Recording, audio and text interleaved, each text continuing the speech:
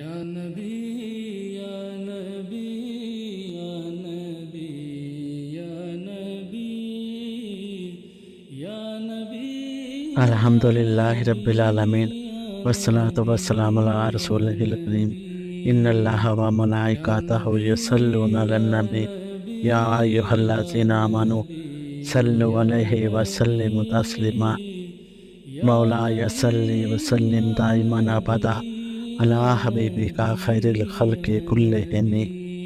قیام اللیل راتوں کو جاگنے کا عمل ہے جو رضائے الہی کی خاطر رات کے کسی حصہ میں نوافل ادا کرنے، تلاوت قرآن اور ذکر و اذکار میں مشغول رہنے، بارگاہ الہی میں مناجات کرنے، اپنے گناہوں پر نادم اور شرمندہ ہو کر آنسو بہانے اور اللہ تعالیٰ کی اطاعت اور بندگی میں حصول حلاوت کے لیے سر انجام دیا جاتا ہے۔ اسے عرف عام میں شب بیداری کہا جاتا ہے۔ رات کی تنہائی میں اللہ تعالیٰ کو یاد کرنا بڑی اہمیت اور فضیلت کا حامل ہے۔ بندہ اس وقت اپنے مالک حقیقی کو پکارتا ہے جب سارا عالم سو رہا ہوتا ہے۔ وہ اپنے مولا کو منانے کے لیے اپنی راحت اور آرام قربان کر دیتا ہے۔ وہ کبھی قیام کی حالت میں اللہ تعالیٰ کو یاد کرتا ہے، وہ کبھی رکوع اور سجدے میں جا کر اپنے عجز و انکسار کا اظہار کرتا ہے۔ اپنے بندے کی یہ ادا اللہ رب العزت کو بے حد پسند ہے۔ وہ اپنے ایسے بندوں پر آسمان سے انوار و تجلیات کی بارش نازل فرماتا ہے اور انہیں اپنے مقبول بندوں میں شامل فرما کر مستجاب الدعوات بنا دیتا ہے۔ قیام اللیل کا نور دن کو بھی چھایا رہتا ہے اور وہ رات میں قیام کرنے والے کو اس طرح اپنی پناہ اور حفاظت میں رکھتا ہے کہ بندہ دن بھر نفس اور شیطان کے شر سے محفوظ رہتا ہے۔ اللہ تعالیٰ نے رات کو اٹھنے کی فضیلت بیان کرتے ہوئے ارشاد فرمایا، بے شک رات کا اٹھنا نفس کو سخت پامال کرتا ہے اور دل و دماغ کی یکسوئی کے ساتھ زبان سے سیدھی بات نکالتا ہے۔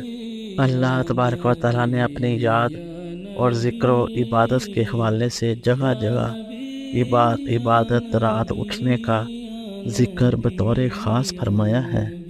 چند مقامات درج ذیل ہیں، اور آپ دن کے دونوں کناروں میں اور رات کے کچھ حصوں میں نماز قائم کیجیے۔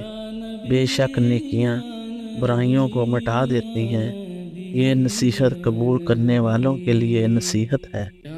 آپ سورج ڈلنے سے لے کر رات کی تاریکی تک ظہر، عصر، مغرب اور عشاء کی نماز قائم فرمایا کریں اور نماز فجر کا قرآن پڑھنا بھی لازم کر لیں۔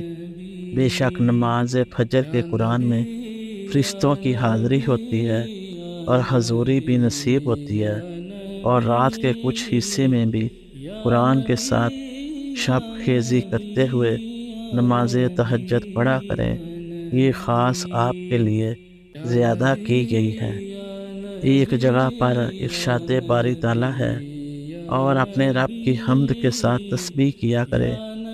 طلوع آفتاب سے پہلے نماز فجر میں اور اس کے غروب سے قبل نماز عصر میں اور رات کی ابتدائی ساعتوں میں یعنی مغرب اور عشاء میں بھی تسبیح کیا کرے۔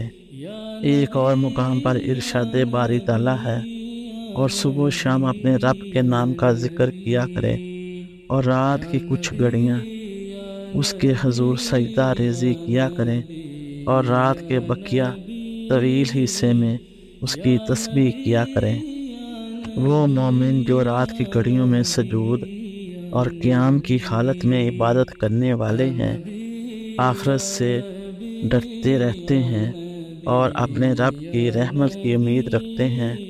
فرما دیجئے، کیا جو لوگ علم رکھتے ہیں اور جو لوگ علم نہیں رکھتے سب برابر ہو سکتے ہیں؟ بس نصیحت و عقل مند لوگ ہی قبول کرتے ہیں۔ ان کے پہلو ان کی خوابگاہوں سے جدا رہتے ہیں اور وہ اپنے رب کو خوف اور امید کی ملی جلی کیفیت سے پکارتے ہیں۔ وہ راتوں کو تھوڑی سی دیر سویا کرتے تھے اور رات کے پچھلے پہروں میں اٹھ اٹھ کر مغفرت طلب کرتے تھے۔ ان آیات کریمہ میں اللہ رب العزت نے اپنے قائم اللیل بندوں کی یہ صفات بیان کی ہیں کہ وہ اپنے مالک حقیقی کی رضا اور خوشنودی کے لیے ساری رات اس کے حضور قیام اور رکوع و سجود میں گزارتے ہیں۔ انہیں ایک پل چین نہیں، کبھی اخروی عذاب کے خوف سے ان کے رونگٹے کھڑے ہو جاتے ہیں تو کبھی اخروی نعمتوں کے خیال سے دل امید کی لہر سے جھومنے لگتا ہے۔ آخرت میں انہیں نعمتوں سے سرفراز کیا جائے گا کہ یہ تو خشیت الہی کے باعث راتوں کو سویا ہی بہت کم کرتے تھے۔ قرآن پاک کی ان آیات کی روشنی میں ہمیں اللہ رب العزت کے فرمان کے مطابق قیام اللیل کرنے والے امتیوں کی صفات میں شامل فرما لے۔ آمین ثم آمین۔ جزاکم اللہ خیر و احسن الجزاء۔